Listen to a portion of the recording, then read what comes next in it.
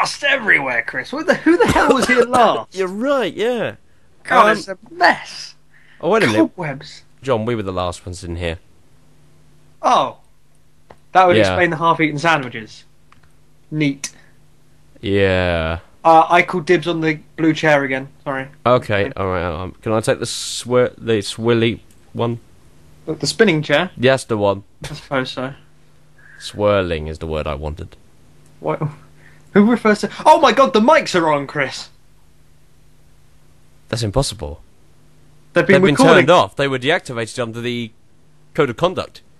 Rule Well- number 7589/Apple/ Russell T. Davis comes up with coordinates. You sure it's not... It's Jim the Fish. Oh no, not Jim the Fish again. Jim the Fish has... He wasn't happy with the comment I said last series, I suppose. Probably not. No. Is anyone listening out there? Hello? Chris, I do think we're actually broadcasting live to podcasts. Live to Hang on. John, that doesn't make any sense, firstly.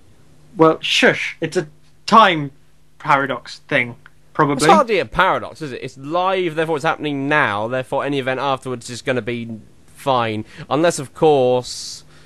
It's a time pocket. It's a time pocket. What it is... okay, we can stick to that Russell T. Davis crap. Okay. Yes, we're in a time pocket that is somehow 1 second out of the universe, which means no one can see it.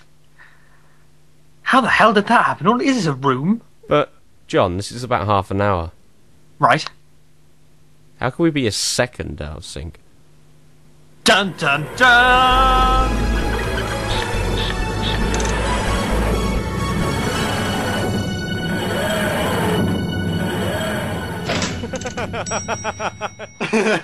Hello, my name's John Granston, and I'm here with... Christopher Thompson, hello! And welcome back to the second half of the WhoTubia podcasts for 2011. God, it's nice to be back on the floor. Yeah. That's a reference to how I record it, by the way. That's not a reference to mine and Chris's activities. I sit on the floor for internet connection purposes so we don't lose signal. Not for anything else. You fans. What did we see last time? We saw the transformation from me to... Oh, do you want to hear what I've been up to in the last few months? I suppose. In the silence, boom, shing. Oh, in the silence between series. Yeah. I introduced my little brother, and he's been watching every episode since series 1. What, of Doctor Who? Of Doctor Who. That's impressive. And, well, not series 1 being... You've been watching all the way since 1963, Chris?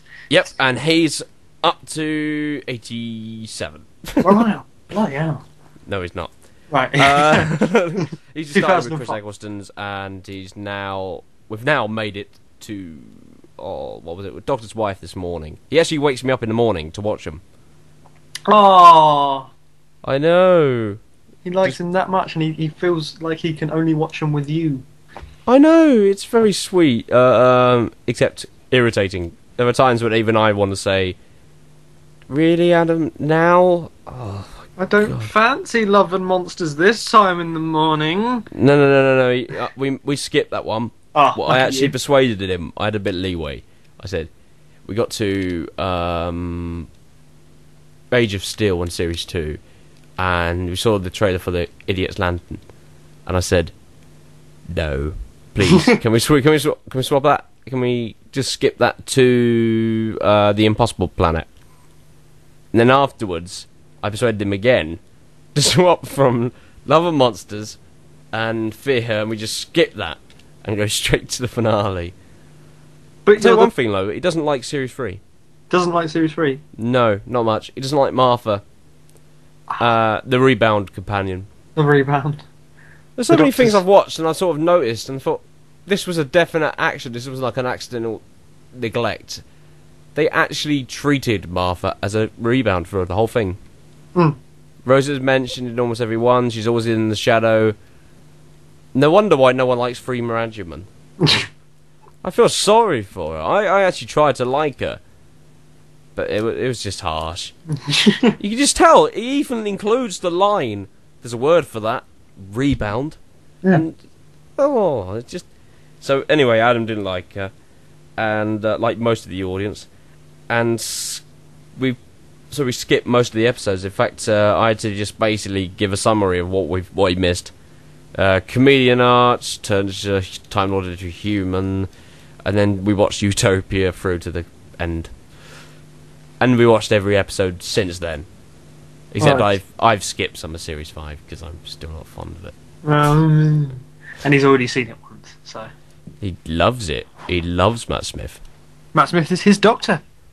Actually, I'll tell you one thing though, to express my inner nerd, which has come out over the last series.